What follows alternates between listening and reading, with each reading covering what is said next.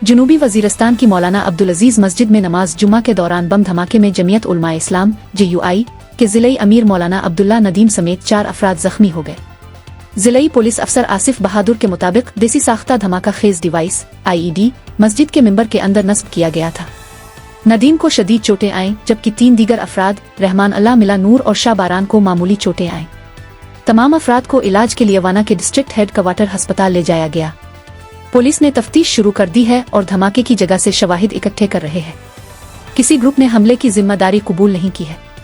खैबर पख्तूनख्वा में मसाजिद को नमाज जुमा के दौरान अक्सर निशाना बनाया जाता रहा है। हालिया हमलों में गुज़िश्ता माह नौशहरा में खुदकुश धमाका और जनवरी 2023 में पेशावर में एक मुहलिक बम धमाका जिसमें 100 से ज़ायद अफराद हलाक हुए थे। खित्ते में मजहबी मकामात पर हमलों के बढ़ते हुए खदशात के दरमियान सिक्योरिटी हुक्काम ताज़ा तरीन वाक़ये का जायजा ले रहे हैं।